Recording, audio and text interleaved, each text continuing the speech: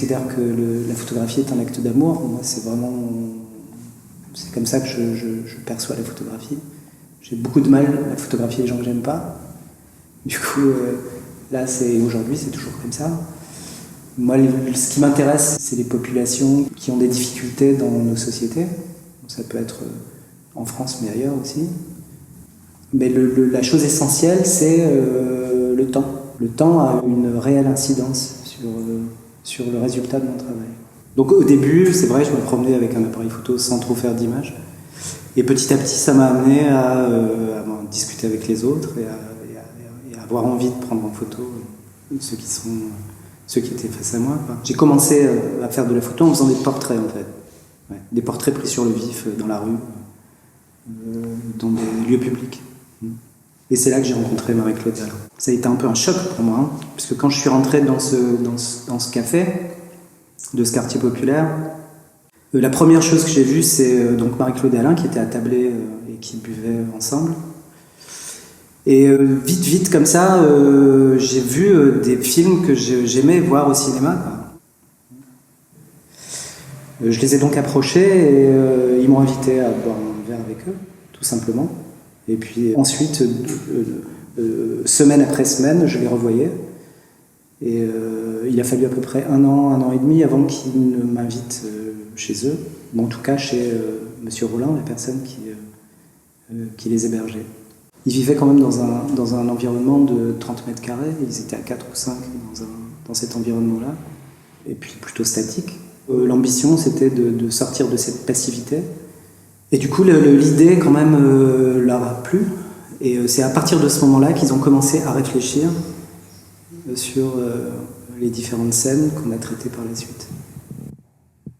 Le déclenchement, c'est juste un magazine de Louis, je crois, ou un magazine masculin qu'Alain avait chez lui, où on voit des modèles un peu allongés sur un lit, assises sur une chaise. Et Marie dit mais moi j'aimerais faire ça aussi, pourquoi pas moi? Et d'ailleurs pourquoi pas moi, ça a été le titre longtemps de la première image, là où on voit Marie attablée et qui regarde cette revue et qui est déjà en peignoir, qui avait déjà imaginé le fait de pouvoir poser comme une pin-up. Peter qui m'obsède jour et nuit, cet air n'est pas né d'aujourd'hui. Il vient d'aussi loin que je viens, traîné par 100 000 musiciens. Un jour cet air me rendra folle, 100 fois j'ai voulu dire pourquoi, mais il m'a coupé la parole. Il parle toujours avant moi sur cette terre. Il bat toujours. Padam, padam, padam. Ouais, ben ça c'est pas compliqué, hein. Padam, c'est pas compliqué. Pendant tout un moment quand même, avant que Marie ait ce déclic-là, il a fallu quand même que je les pousse un peu, que je leur donne, que je fasse en sorte qu'ils reprennent confiance en eux en fait, parce que ils étaient plutôt hésitants en disant non, on ne saurait pas faire ça, c'est pas possible, c'est pas pour nous, on n'est pas capable de faire ce genre de choses. Et petit à petit, en les motivant, ils l'ont fait. La première image a été faite en 89 et la dernière en 2006. La première fois qu'ils ont vu ces images, ça les a interpellés. Ils étaient plutôt surpris. Ils trouvent ça incroyable d'avoir réalisé des images comme celle-là. Alors ce qu'il y a de bien, c'est que de la manière dont ils disent, ils se sont appropriés le travail. Et rien que pour ça, c'est une réussite. C'est une expo qui a toujours été mal reçue par les institutions, par les différentes institutions à Lille en tout cas. On m'a même dit que c'était plutôt dégradant pour la classe ouvrière. Bon, voilà. Donc c'était, les gens ne savaient pas trop comment réagir face à ça. Ils ne savaient pas s'il fallait rire, pleurer. Il a fallu attendre 2016 pour que ce soit exposé à Sète de manière plus officielle. Moi, ce qui m'intéresse, c'est de rendre les gens actifs, Et pour Marie-Claude et Alain, ça a été vraiment le moteur, quoi. Toute la période où ils ont été aux commandes, j'ai vu devant moi des gens intelligents qui réfléchissaient à l'image qu'ils allaient donner aux autres, ce qui me paraît essentiel. Et moi, ce qui m'intéresse dans la photographie, c'est de faire voir ça, cet aspect-là de ces gens-là. Pas le fait qu'ils vivent dans des conditions de vie difficiles ou qu'ils vivent dans des conditions de vie sanitaires pas terribles. Ça, effectivement, c'est important de le savoir, mais c'est pas l'essentiel. L'essentiel, c'est aussi ce qu'ils vivent entre eux, l'amour qui se dégage entre eux, les interactions qu'ils ont entre eux.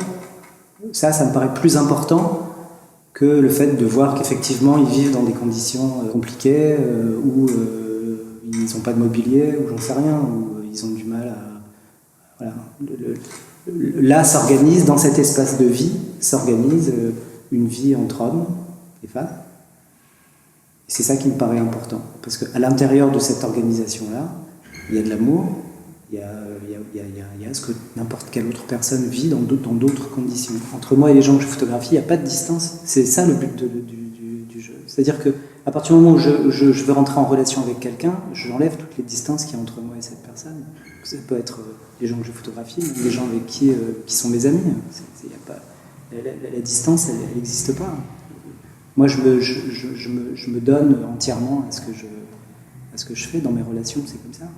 La mise en scène peut, ou pas, entrer en compte dans l'évocation de quelque chose. Donc là, il y a une réflexion, il y a un dialogue entre nous. Si on établit dans notre dialogue qu'une mise en scène pourrait être importante dans le document, eh ben on le fait. Comme le fait d'enregistrer du son, de faire en sorte d'enregistrer des dialogues, comme il a été fait sur ce travail. Ça donne un élément supplémentaire, ça donne une force supplémentaire, un moyen de compréhension supplémentaire. L'image document peut être construite. Ouais. Elle peut être construite si elle est construite entre les gens qui sont photographiés et les gens qui photographient. Ça, c'est essentiel. En 2012, je crois, on a refait une exposition dans le quartier, là qui était un peu plus officielle. Et Alain était là. C'est lui qui faisait visiter c'est lui qui était là pour accueillir les gens et qui faisait visiter l'exposition. On a juste simplement regretté que Marie ne soit pas là, quoi. Elle était déjà décédée. Donc à ce moment-là, je devais être dans la salle d'expo et une jeune femme m'interpelle, elle se présente et elle me dit que je suis la fille d'Alain.